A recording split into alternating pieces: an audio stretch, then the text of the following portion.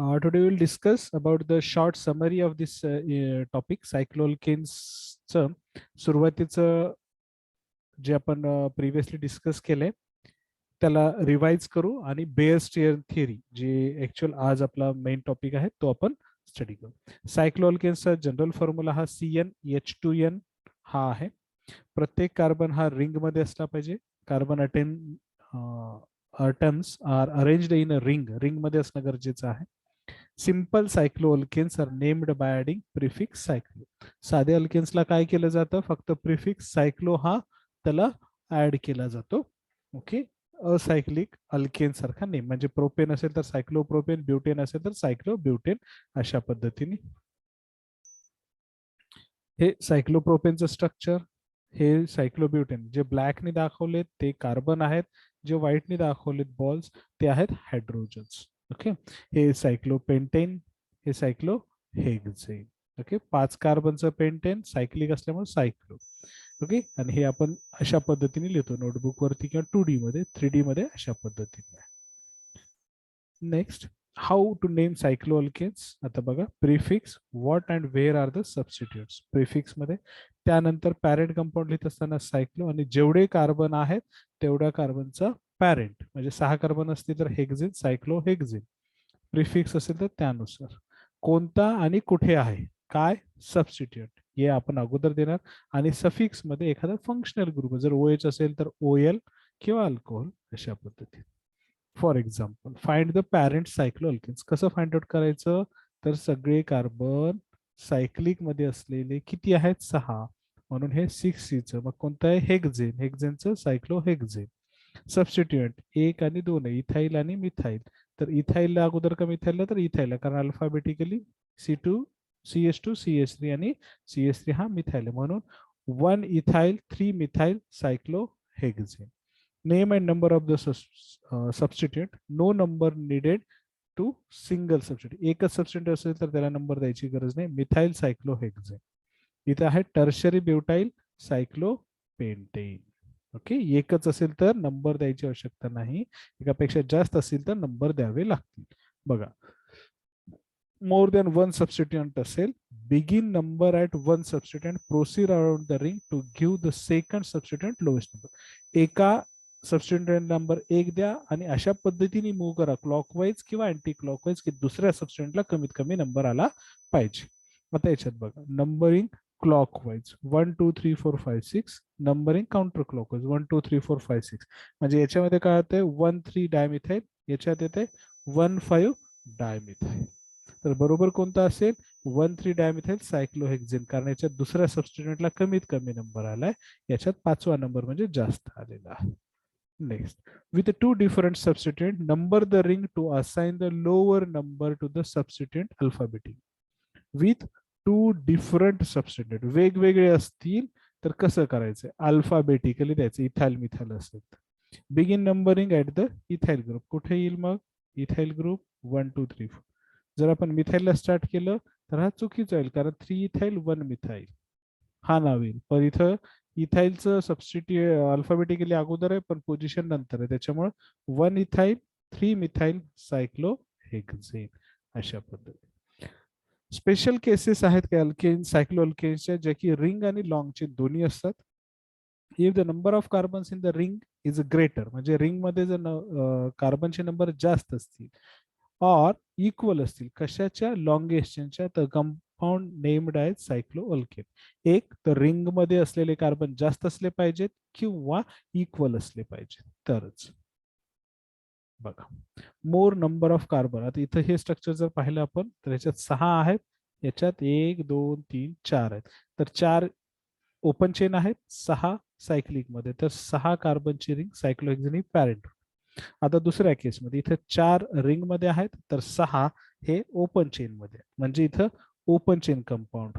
Okay, 6 carbon in the chain, मग त्याच्यामुळे याचं नाव होईल हेक्झेन. प्लेन येईल, ओपन चेन येईल, पण याचं सबस्टिट्यूएंट मध्ये 1 cyclobutyl hexane, butyl cyclohexane. Next, ethyl cyclobutane. Ethyl cyclobutane का बरं, कारण इथं 4 कार्बन जास्त आहेत, इथं 2च कार्बन आहे. याच्यामध्ये बघा, 6 कार्बनचं आहे 1 2 3 4. ओके, तर हे काय येईल सायक्लिक सायक्लोहेक्झेनचं स्ट्रक्चर. 1 पोझिशनला सेकंडरी ब्युटाईल, कारण बी अगोदर येते म्हणून ब्युटाईल, सेकंडरी ब्युटाईल 3 मिथाईल सायक्लोहेक्झेन. 1 2 डायमिथाईल सायक्लोहेक्झेन. आता बघायचं 1 2 कुठे पोझिशन द्या तेच येणार आहे, फक्त क्लॉकवाईज किंवा अँटी क्लॉक. याच्यामध्ये 5 कार्बन आहेत, ओपन चेन सगळे 2 2 आहेत, तर काय येईल याची पोझिशन 1 2. आता याला जर दिलं आपण तर हे 3 आणि हा 4 येतो. याला दिलं तर या साईडने 2 3 4, या साईडने 1 2 3 4 5. मग काय येईल 1 3 5. तर बेटर कोणतं असेल 1,2,4 ट्राय इथाइल सायक्लोपेंटेन, हे याचं स्ट्रक्चर. Okay, next. आता हे आपण नॉमनक्लेचर वगैरे पाहिलं, जस्ट रिवाइज केलंय, त्याच्यावर थोडंसं फास्ट घेतलं. आपण काय करूयात आता, ऍक्च्युअल जो आपला आजचा टॉपिक आहे किंवा आजचा जो पॉइंट आपल्याला डिस्कस करावायचा आहे तो आहे बेअर स्ट्रेन थिअरी. आपण म्हणतोय की बाबा ओपन चेन जे कंपाऊंड आहेत अल्केन, ओके, हे अशा पद्धतीने आहेत. ओके, कार्बन,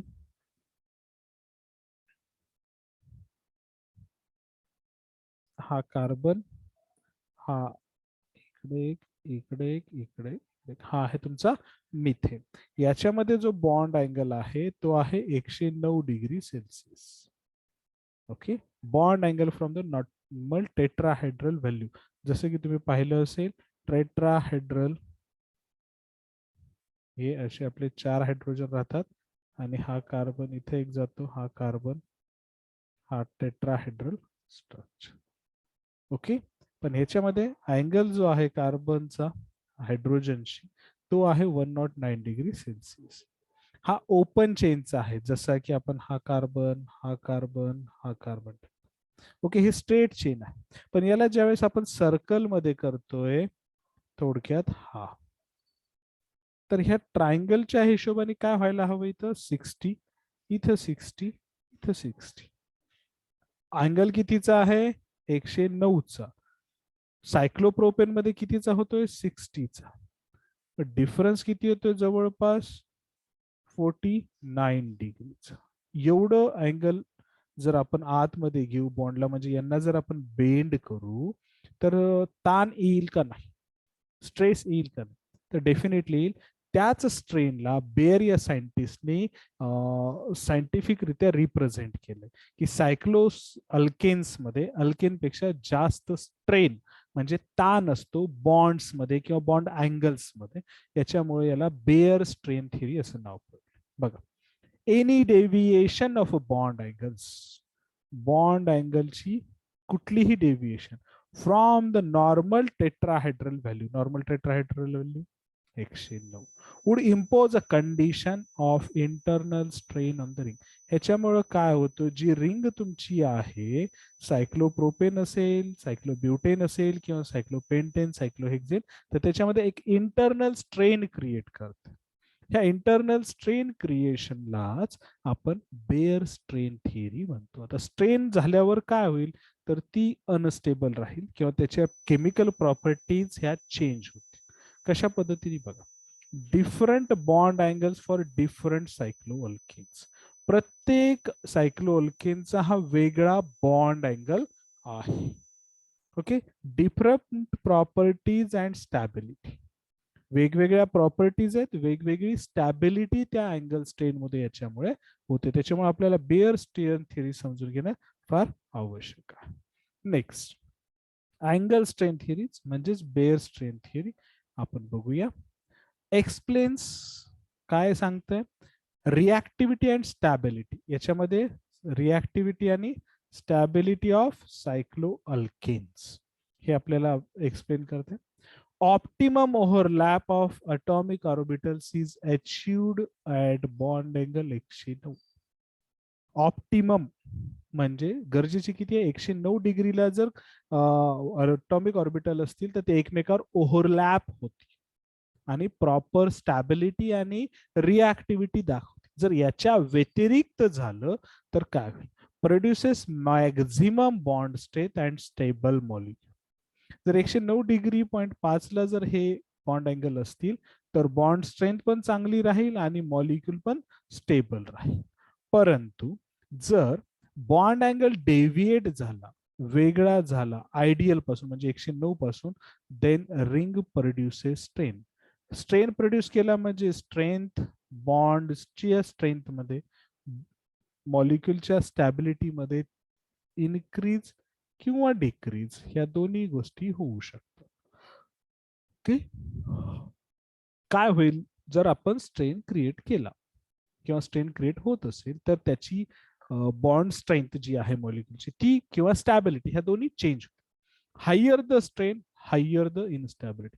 जेवढा जास्त ताण रिंग मध्ये असेल तेवढी जास्त स्टॅबिलिटी किंवा रिॲक्टिव्हिटी मध्ये फरक पडेल, तेवढा जास्त इनस्टॅबिलिटी येईल. अनस्टेबल मॉलिक्यूल असेल तर रिॲक्शन्स वाढतील, तो कुठं ना कुठं रिॲक्ट करेल आणि आपला जो डिझायर्ड प्रोडक्ट आहे तो आपल्याला मिळणार नाही. Okay, next, higher strain produces increased reactivity. Higher strain produces increased reactivity and increases heat of combustion. Okay, higher strain produces increased reactivity. काय होते, जेवढा जास्त स्ट्रेन असेल तेवढी रिॲक्टिव्हिटी वाढते कारण स्टॅबिलिटी कमी होते आणि हीट ऑफ कंबशन म्हणजे मॉलिक्युलचं जे डिकम्पोजिशन आहे तो पण वाढतो. ओके, आता बघा बेअर ह्या सायंटिस्टनी काय केलं, any deviation of a bond angle from ideal bond angle value will produce a strain in a molecule, higher the deviation lesser the instability. जेवढी जास्त डेव्हिएशन तेवढा कमी इनस्टॅबिलिटी. आता याचे अझम्पशन्स आहेत पेअरचे.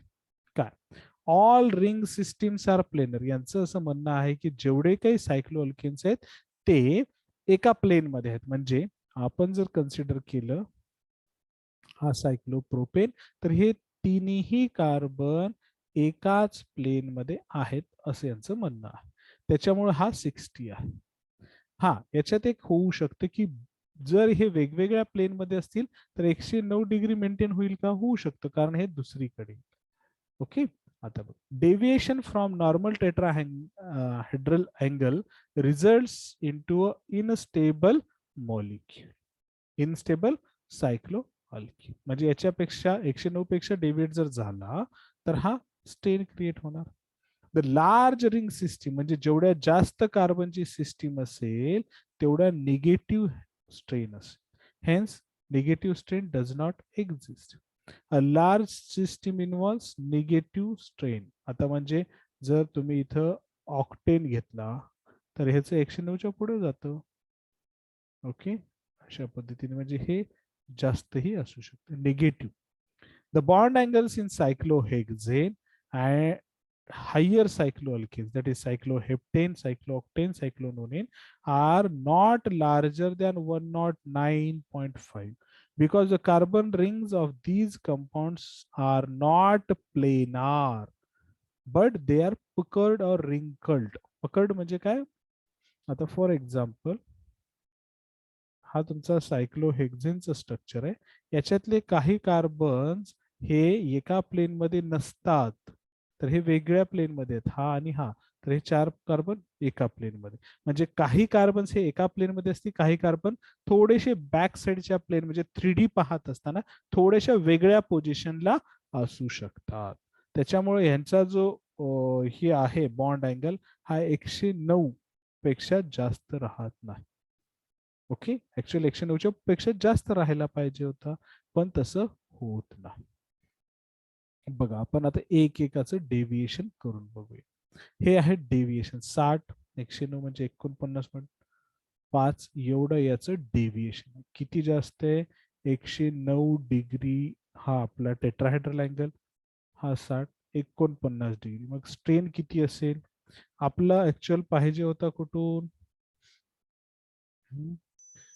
इथून इथपर्यंत. आता बघा हा एवढा जास्त आपला 109 ला राहायला पाहिजे होता, आपण कितीला ठेवलाय तो सायक्लोल के प्रोपेन मध्ये 60 ला, म्हणजे एवढं आपल्याला प्रेशराईज करून आणायचं. याचा अर्थ याच्या टेन्शन वाढेल. तसंच हा पण बॉन्ड अँगल असेल, इथला पण. ओके, हा टेन्शन सगळ्यात जास्त आहे. म्हणजे हा कंपाऊंड इझिली ब्रेक केला जाऊ शकतो का? तर इझिली केला जाऊ शकतो, कारण ह्याच्यात ऑलरेडी स्ट्रेन वाढलेला आहे. त्या स्ट्रेनला थोडस जरी एनर्जी किंवा पुशअप मिळालं तर तो स्ट्रेन त्या बॉन्ड्सच्या बॉन्डिंगला ब्रेकआउट करेल. म्हणजे हा अनस्टेबल राहील, हा कंपाऊंड स्टेबल राहणार नाही. ओके, आता बघा.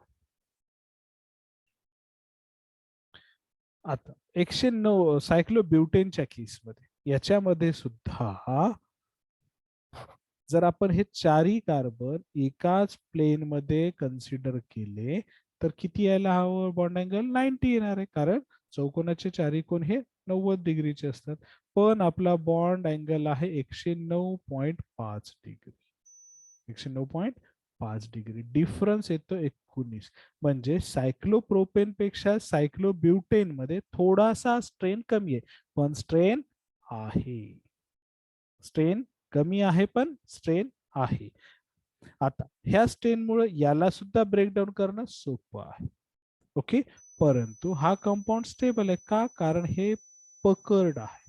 जर तुम्ही बांधकामाचे जे कॉलम्स असतात, बीम वगैरे टाकत असताना अशी एक रिंग बनवली जाते, चौकोनी रिंग. ओके, ह्याचे चारही कॉलम हे असतात, पण याला जर तुम्ही थोडस बॅक साईडला दाबलं, याला पुढे घेतलं, याला मागे, याला पुढे, तर काय होईल? 109 डिग्री मेंटेन होईल का मधला अँगल? होऊ शकतो, डेफिनेटली होऊ शकतो, कारण त्याची पोझिशन चेंज होते. ओके, त्याच्यामुळे हे थोडेसे पकर्ड असतात, exist as a puckered wing conformation मध्ये. ओके, आता हा 90चा डिफरन्स आहे, त्याच्यामुळे हा पण अनस्टेबल राहतो. नेक्स्ट, हे डेव्हिएशन. हे डेव्हिएशन मध्ये सायक्लोप्रोपेन बघा. आता सायक्लोपेंटेन मध्ये बॉन्ड अँगल आहे 108 डिग्रीच, आणि आपला टेट्राहेड्रल अँगल आहे 109 डिग्रीच. डिफरन्स येतो जवळपास 1.5 डिग्रीच. ओके, त्याच्यामुळं याच्यात पण एका डिग्रीचं स्ट्रेन आहे. ओके, एका डिग्री अँगलचा स्ट्रेन आहे. तर हा पण स्ट्रेन डेफिनेटली जास्त आहे, पण कशापेक्षा, सॉरी, कमी आहे. सायक्लोप्रोपेन आणि सायक्लोब्युटेन पेक्षा याचा थोडासा स्ट्रेन कमी आहे, म्हणजे तेवढा याच्यात प्रॉब्लेम येणार नाही. We can say it is a stable. म्हणजे 1.5 डिग्रीचा strain it can be beared. म्हणजे ह्याला थोडस ब्रेकडाऊन जर करायचं असेल तर ह्या दोन्हीपेक्षा थोडीशी जास्त एनर्जी याला लागेल सायक्लोपेंटेनच्या केसमध्ये. परंतु पुढे जर आपण जाऊ सायक्लोहेक्झेन मध्ये, आता हे का होत नाही? कारण हे ओपन एनव्हलप कन्फर्मेशन आहे. म्हणजे हे ज्यावेळेस तुम्ही एखादं एनव्हलप ओपन केल्यावर जसे वरच्या साईडला जातो, हा तुमचा एनव्हलप असेल, हा ओपन केल्यावर हा जो टिप आहे तो वरती राहतो, म्हणजे हे चार बॉन्ड्स कार्बन्स खाली आणि हा वरती, त्याच्यामुळे ह्याच्यात तो इफेक्ट दिसत नाही. तशाच पद्धतीने सायक्लोहेक्झेन जर आपण काउंट केला तर याच्यामध्ये 120चा डिग्री येतो. 120. ओके, हे कशातनं वजा करायचे? 109. मग ह्याच्यात काय होईल? निगेटिव्ह स्ट्रेन येईल, -11 डिग्रीच.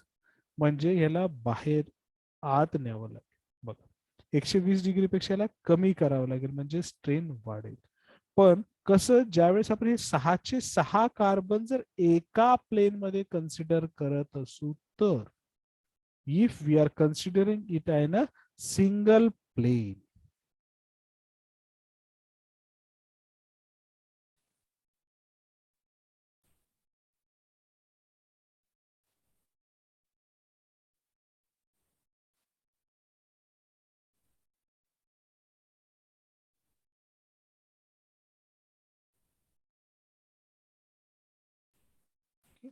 ह्याच्यात हा प्रॉब्लेम येतो आहे. ओके, आता बघा पुढे, अँगल स्ट्रेन इन सायक्लोप्रोपेन. हा टेट्राहेड्रल अँगल पाहिला आपण. आता आपण जे म्हणलं होतं की optimum overlapping of atomic orbital व्हायला हवं, ते 109 डिग्रीला होतं. ह्या डिफरन्समुळे काय होते बघा, जर हे 109 डिग्रीला असेल तर याचं जे ओव्हरलॅपिंग आहे हे इथं व्हायला हवं होतं, अशा पद्धती. हा ऑप्टिमम ओव्हरलॅपिंग. पण या केसमध्ये काय होतं, हे एकदम जवळ आल्यामुळं हे फक्त एवढेच ओव्हरलॅप होतात. ओके. बेंट बॉन्ड्स किंवा आपण याला म्हणतो बनाना बॉन्ड्स, हे बॉन्ड्स बेंड होतात. त्याच्यामुळे ह्याला ब्रेक करणं सोपं आहे का याला, तर ह्या बेंड बॉन्डला आपण इझिली ब्रेक करू शकतो, त्याच्यामुळे याच्यात स्ट्रेन जास्त. आता हेच डिफरन्स तुम्ही इथं बघू शकता. ओके, हेच स्ट्रेन तुम्ही इथं पाहू शकता. दॅट इज द, ओके, हे आहे अँगल स्ट्रेन किंवा बेंड बॉन्ड्स और non linear overlap of the atomic orbitals. Okay. आता ह्याच पद्धतीने जर आपण याचं पण पाहिलं तर याचंही तसंच होतं. ओके, ऍक्च्युअली पूर्ण ओव्हरलॅप व्हायला पाहिजे होतं, 109 असेल तरच हे ओव्हरलॅपिंग व्यवस्थित. याच्यात डायरेक्टली असं ओव्हरलॅप नाही होत. ओके, याच्यात पण सेम पद्धतीने ओव्हरलॅप होतं. लॅटरल थोडस याच्यापेक्षा जास्त ओव्हरलॅपिंग, पण ऑप्टिममच्या जवळ नाही. सेम केस असं होत जातं. त्याच्यामुळे बेअर स्ट्रेन थिअरीच्या म्हणण्यानुसार की सगळेच्या सगळे कार्बन एकत्रित आहेत, एका प्लेन मध्ये आहेत, ह्या कन्झम्पन्समुळे all residing systems are planar. Okay, this is the assumption मुळे, ह्या अझम्पशन मुळे हा प्रॉब्लेम क्रिएट होतो. पण ऍक्च्युअल 3D मध्ये असं आढळलेलं आहे की काही कार्बन हे एका प्लेन मध्ये असतात आणि काही कार्बन हे वेगळ्या प्लेन मध्ये असतात किंवा नॉन प्लेनार मॉलिक्यूल असतात, त्याच्यामुळे हे स्टेबल आहे. ओके, तर इथं आपलं बेअर स्ट्रेन थिअरीचा हा कन्सेप्ट आहे. याचे लिमिटेशन्स जे आहेत ते आपण पुढे पाहू.